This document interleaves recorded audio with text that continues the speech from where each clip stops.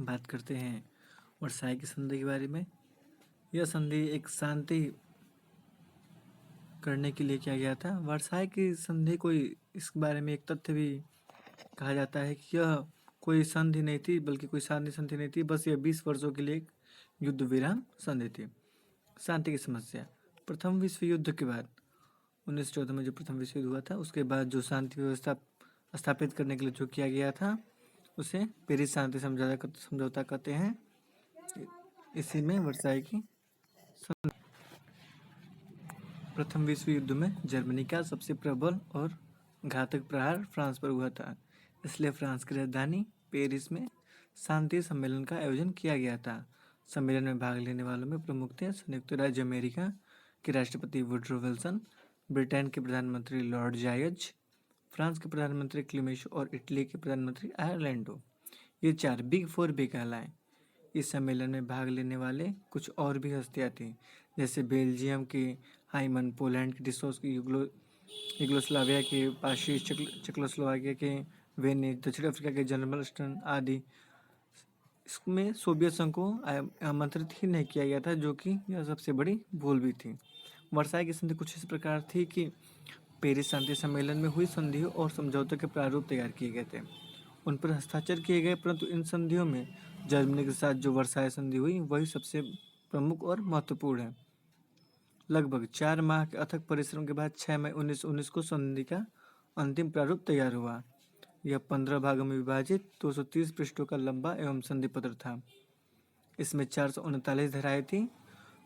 28 जून 1929 को जर्मन प्रतिनिधिमंडल ने संधि पर हस्ताक्षर करने के लिए वर्साई के शीश महल में प्रवेश किया और संधि पर हस्ताक्षर कर दिए। हस्ताक्षर करने के बाद जर्मन प्रतिनिधि ने कहा, हमारे प्रति फैलाई गई उस घृणा की भावना से आज हम सुपरिचित हैं। मेरा देश दबाव के कारण आत्मसमर्पण कर रहा है, किंतु जर्मनी यह कभी नहीं भूलेगा कि यह अन्यायपूर्ण संधि है। हस्ताक्षर करने के बाद जब जर्मन प्रतिनिधिमंडल महल से बाहर आए तो पेरिस के लोगों ने उनका अपमान किया और उन पर ईंट पत्थर भी फेंके। दूसरे दिन जर्मनी के एक समाचार पत्र में कहीं हम भूल तो न जाएं शीर्षक से एक लेख छपा था। इसमें कहा गया कि संसार के राष्ट्रों की मंडली में जर्मन अपना न्याय संगत स्थान प्राप्त करने के लिए और तब 1919 का बदला। इन शब्दों में दूसरे विश्व युद्ध की कीटाणु ही छिपी हुई थी। वर्साई के संधि के प्रमुख परिणाम। सैनिक व्यवस्था। विश्व शांति की स्थापना तथा पड़ोसी देशों की सुरक्षा की दृष्टि से जर्मनी की सैनिक व्यवस्था पर निम्न शर्तों द्वारा अंकुश लगाया गया था। जर्मनी की अनिवार्य सैनिक सेवा को समाप्त कर दिया गया। अस्त्र सेना को घटाकर 1 लाख निश्चित कर दी गई और इसे 12 वर्ष तक स्थिर रखने का प्रावधान किया गया। आयुध एवं युद्धक सामग्रियों के उत्पादन पर एक निश्चित सीमा तक रोक लगा दी गई। नौसेना को सीमित कर उसमें 10,000 टन के 6 युद्धपोत, 6 हल्के क्रूजर और 12 डेस्ट्रॉयर रखने का प्रावधान किया गया। यह भी निर्धारित किया गया कि जल सेना में जर्मनी 15,000 सैनिक तथा 1500 से अधिकारी ही नहीं रख सकती। जर्मनी द्वारा नए लड़ाकू जहाज बनाने एवं बाहर से मंगवाने पर भी प्रतिबंध लगा दिया गया था। पनडुब्बियों की अधिकतम संख्या 12 निर्धारित की गई थी। पनडुब्बी बनाने का प्रतिबंध लगाया गया। अतिरिक्त पनडुब्बियों को नष्ट करने तथा मित्र राष्ट्रों को सौंपने की व्यवस्था कर दी गई। होलीगोलैंड बंदरगाह की मूर्छाबंदी नष्ट करने तथा भविष्य में उसे कभी न बनाने की व्यवस्था की गई। जर्मन राइन नदी, यह विश्व की सबसे व्यस्त नदी थी है। बाएं तट पर अपने प्रदेश में दाएं तट पर 50 किलोमीटर क्षेत्र में किलेबंदी नहीं कर सकता था और सेना भी नहीं रख सकता था। जर्मनी का प्रधान सैनिक कार्यालय समाप्त कर दिया गया था। निशस्त्रीकरण के नियमों का पालन कराने और उसकी देखभाल के लिए जर्मनी के ही खर्चे पर एक सैनिक आयुक्त नियुक्त किया गया। और प्रादेशिक व्यवस्थाएं। जर्मनी द्वारा जीता गया अल्सास एवं लारिन नाम का प्रदेश फ्रांस को वापस कर दिया गया। फ्रांस की सुरक्षा की दृष्टि से राइनलैंड का निशस्त्रीकरण कर दिया गया। वहाँ 15 वर्षों के लिए मित्र राष्ट्रों की सेना नियुक्त कर दी गई। जर्मनी के प्रमुख कोयले भंडार सार प्रदेश की शासन व्यवस्था राष्ट्रसंघ को सौंप दी गई। कोयले की खानों को फ्रांस को सौंप दिया गया। इस प्रदेश को 15 वर्ष बाद जनमत संग्रह करने का प्रावधान किया गया। मर्नेट्स, यूपेन एवं माल्डेली के प्रदेशों को छोड़कर जर्मनी से छीनकर बेल्जियम को दे दिया गया। उत्तरी जर्मनी का प्रदेश स्लेविक्स जनमत संग्रह के बाद डेनमार्क को सौंप दिया गया। भाग छीनकर पोलैंड को दे दिया गया। पोलैंड को समुद्र तट से मिलाने के लिए जर्मनी का डेंजिंग नगर, जिसकी संख्या जर्मन बहुल्य थी, उसे छीनकर स्वतंत्र नगर घोषित किया गया। उस पर राष्ट्रीय संघ का संरक्षण स्थापित कर दिया गया। इस प्रकार डेंजिंग बंदरगाह का पोलैंड का अधिकार स्थापित हो गया। इसके साथ समुद्र तट पर पोलैंड को एक गलियारा भी प्रदान कर दिया गया। यह गलियारा जर्मनी को दो भागों में विभाजित करता था। वार्साय संधि की यह सबसे बड़ी दुर्बलता थी। साइलेसिया के एक भाग को चेकोस्लोवाकिया को दे दिया गया। मेमल बंदरगाह पर मित्र राष्ट्रों का आधिपत्य हो गया। इस प्रकार वर्साय के अनुसार जर्मनी को यूरोप में लगभग 25,436 वर्ग मील भूमि तथा 70 लाख नागरिकों से वंचित होना पड़ा। उसके 72% जस्ते, 45% कोयले एवं 65% कच्चे लोहे भी छीन लिए गए। जर्मन के उपनिवेश, विभिन्न राष्ट्र जर्मन के सभी उपनिवेशों को स्वयं हड़पना चाहते थे, किंतु वुड्रो विल्सन उन्हें राष्ट्र संघ के संरक्षण में रखना चाहते थे।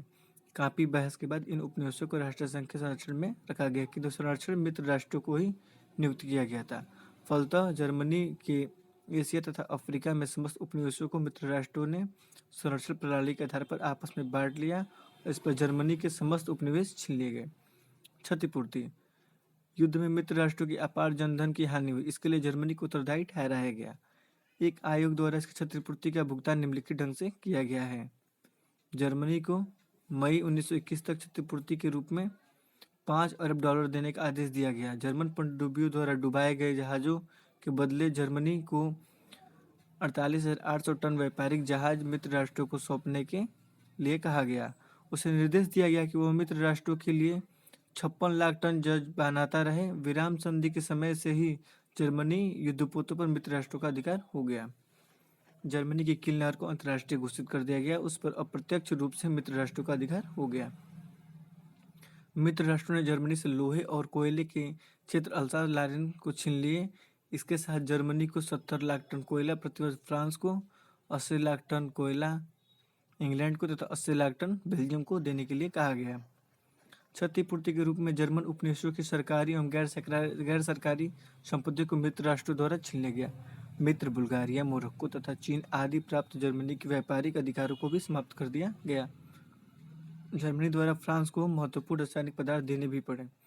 जर्मनी द्वारा फ्रांस की बहुत सी कलात्मक कृतियां भी छीन ली गई, उन्हें वापस लौटाया गया। युद्ध अपराध, जर्मनी के सम्राट विलियम कैंसर को युद्ध के लिए उत्तरदायी मानकर उन्हें युद्ध अपराधी माना गया। उन पर मुकदमा चलाने के लिए मित्र राष्ट्रों ने एक न्यायालय की नियुक्ति की। राइन नदी के पश्चिम किनारे और जर्मन सेना के एक भूखंड पर मित्र राष्ट्रों को सैनिक अड्डे बनाने की सुविधा प्रदान कर दी गई। बेल्जियम को यह अधिकार दिया गया कि वह अपनी स्वतंत्रता की रक्षा के लिए आवश्यक संधियां कर सके। लग्जमबर्ग की तटस्थता समाप्त कर ऑस्ट्रिया की स्वाधीनता और अखंडता को स्वीकृत कर दिया गया। अंतर्राष्ट्रीय शांति व्यवस्थाएं, विश्व की चिरस्थायी शांति की स्थापना के लिए इस संधि द्वारा राष्ट्रसंघ की स्थापना का प्रावधान किया गया। इस उद्देश्य बातचीत द्वारा विश्व समस्याओं का हल खोजना और विश्व शांति स्थापित करना था। इसके साथ ही पुरुष, स्त्री और बालकों के लिए श्रम की उचित एवं मानवीय अवस्थाओं के लिए प्राप्ति एक अंतर्राष्ट्रीय श्रम संगठन का निर्माण पर बल दिया गया। वर्साय संधि के दोष, वर्साय संधि पर जर्मनी का हस्ताक्षर विवश था, किंतु जर्मन जैसा स्वाभिमानी राष्ट्र इस अपमान को सहन न कर सका। यह संधि उसके लिए शांति का नहीं वरन जहर का छूट था, जिसके परिस्थितिवश उसे निगलना पड़ा। किंतु उसने जर्मनी के अंग प्रत्यंग में हलाहल घोल दिया। वह रात दिन अपमान की ज्वाला में जलता रहा। उसके प्रत्येक नागरिक बदला लेने को उद्यत था। यह शांति पत्र विश्व राजनीति के लिए एक विशाला बीज सिद्ध हुआ। इसने मित्र राष्ट्रों ने बोया और फल भी उन्हीं को चखने पड़े। जर्मनी को जैसे तैसे अवसर मिला, वह वर्साय की संधि के शर्तों का उल्लंघन करता गया। इस संदर्भ में मार्शल फास्ट ने कहा था, वर्साय की संधि कोई शांति नहीं वरन 20 वर्षों के लिए युद्ध विराम है। द्वितीय विश्व युद्ध के रूप में यह कथन सत्य निकला। निम्नलिखित तर्क यह सिद्ध करते हैं कि वर्साय की संधि ने द्वितीय विश्व युद्ध की भूमिका तैयार की थी। वर्साय की संधि पर जर्मनी व्यवस्था व हस्ताक्षर तो कर दिए। पहले जर्मन प्रतिनिधि ने उसे अपने आरोप पत्र साथ लौटा दिए। बाद में जब वही संशोधित संशोधननामा उनके सामने प्रस्तुत किया गया तो युद्ध के भय से हस्ताक्षर करने पड़े। ब्रिटेन के प्रधानमंत्री लॉर्ड जॉर्ज ने कहा था, जर्मन का कहना है हम विश्व संधि पर हस्ताक्षर नहीं करेंगे, परंतु हमारा भी कहना है सज्जनों, हमें हस्ताक्षर कराने होंगे, वर्सराय में नहीं तो जर्मनी में ही। जर्मन को जैसे ही अपमानित किया गया, वो उसका बदला वैसे ही सदैव तत्पर रहा, जिसकी परिणति द्वितीय विश्व युद्ध में हुई थी। जर्मन के लोग वर्सराय संधि की अंत करना चाहते थे, जिससे उनकी औद्योगिक, आर्थिक एवं सैनिक दृष्टि संपन्न हो सके।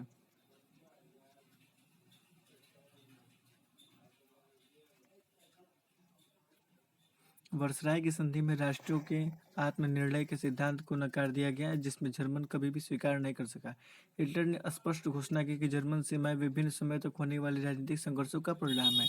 राज्य की सीमाएं मनुष्यों द्वारा ही स्थापित की जाती हैं, उन्हीं के द्वारा बदली जाती हैं। इन सीमाओं को हिटलर ने द्वितीय विश्व युद्ध में के माध्यम से बदलने का भरसक प्रयास भी करा था।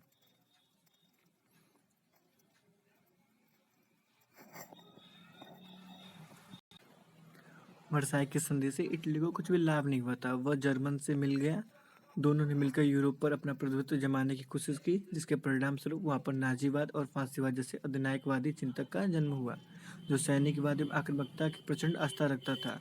यह भी द्वितीय विश्व युद्ध का कारण बना। वर्साई की संधि में राष्ट्रों के आत्मनिर्णय के सिद्धांत को नकार दिया गया, जिसमें जर्मनी कभी भी स्वीकार नहीं कर सकता था। वर्सराय की संधि निशस्त्रीकरण की शर्त एक तरफा थी, वे सब जर्मनी पर ही लागू होती थी, मित्र राष्ट्रों पर बिल्कुल नहीं। हिटलर ने इसे अन्याय बताकर सस्तीकरण एवं सैन्यकरण की ओर प्रारंभ कर दी। मित्र राष्ट्रों ने निशस्त्रीकरण की व्यवस्था को कारगर ढंग से लागू करने के लिए कोई कदम नहीं उठाया। इस उदासीनता का लाभ हिटलर ने उठाया और प्रचंड रूप से सस्तीकरण एवं सैन्यकरण किया, जिसका अनिवार्य परिणाम युद्ध ही होना था। वर्सराय की संधि राष्ट्रों के मध्य मैत्री, शांति, एकता व्यवस्था के स्थान पर घृणा, वैमनस्य एवं अविश्वास का वातावरण ही बना दिया, जिससे द्वितीय विश्व युद्ध को जन्म दे दिया। वर्सराय की संधि समानता के आधार पर नहीं होती, यह पराजित राष्ट्रों पर थोपी गई थी। जनरल स्टेटमेंट के शब्दों में यह संधिनामा राजनीतिकों का शांतिनामा था, जनता का नहीं। इसमें अल्पसंख्यक जातियों के हित का ध्यान ही नहीं रखा गया। अनेक राष्ट्रों की सीमाओं का निर्धारण इस प्रकार किया गया, जिससे कई जातियों को गुलामी स्वीकार करनी पड़ी।